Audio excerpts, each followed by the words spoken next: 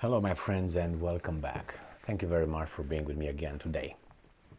I vividly remember when the Russians, in this case Putin, the president of the Russian Federation, fired a few generals and removed them from the command, from the front, and he just dismissed them, removed them from the command, and put someone else in charge.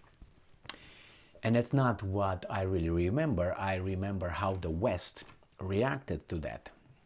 Oh my God, because of their incompetency, they were removed. Because the Russians did not perform on the front, the generals were removed. Well, that's a possibility. And they were all, because, the Russian army is losing, that's why they were removed from command. Well, that's a possibility. Guess what? Now we have a Zelensky of Ukraine doing the same thing to the a very, very, how should I put it, important military commander. Watch this. And I wonder if the West will be hysterical in the same way. This article comes from the Jerusalem Post, and it's from today, the 26th of February 2023. Here it is. Zelensky fires a top Ukrainian military commander. No reason given. But wait, let's see. Ukrainska Pravda. Zelensky fired commander of joint forces. Well, he looks Ukrainian. Maybe that's why. All right, President Volodymyr Zelensky has fired Eduard Moskalyov from the post of commander of joint forces. You know what that is? President's decree on the president's website. That's the source. And I'm quoting. To fire Eduard Mikhailovich Moskalyov from the position of commander of the joint forces. Background. On March 15th, 2022, Zelensky appointed the commander of the joint forces, Alexander Pavlyuk, as the head of the Kiev Oblast Military Administration. Major General Eduard Moskalyov became the commander of the joint forces. Well, let's see what my friends from the Jerusalem Post tell us. But it says it's by Reuters right here. Now, I don't know if it's by Reuters. Let's see what these guys, they say anything about Reuters? No. On the contrary, they say Katerina Tishchenko. So, let's see Katerina. There she is. Hey, Katerina. What's going on? Why so happy?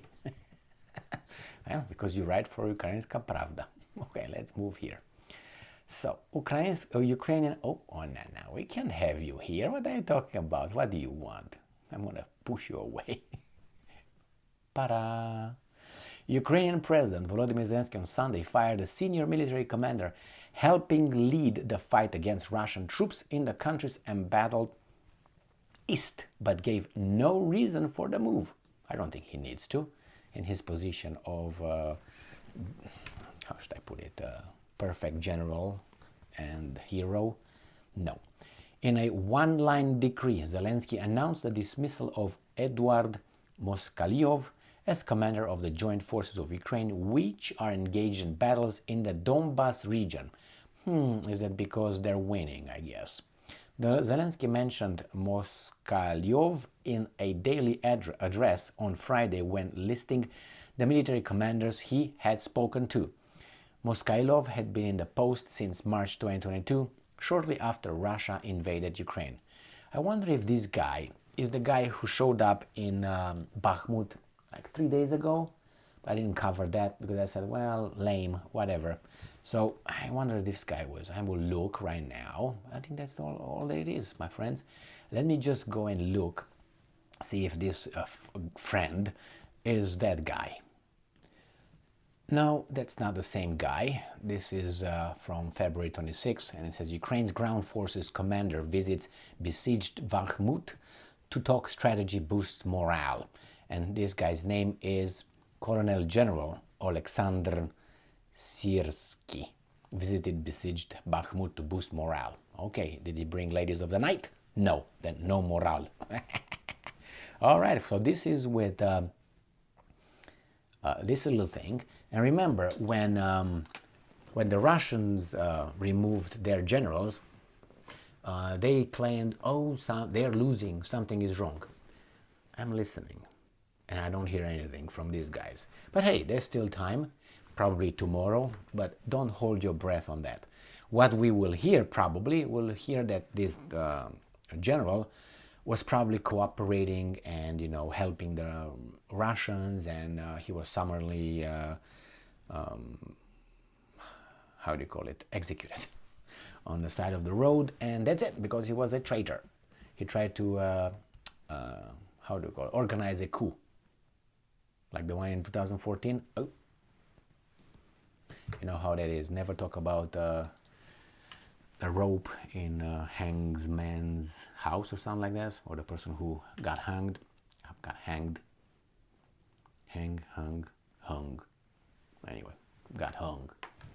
Hunga, burning love, whatever. So here it is. We'll find out probably what happened, or maybe never, whatever these guys are gonna let us know. But I don't think he overperformed. I think he underperformed. But as I said, I don't have information on that. On this,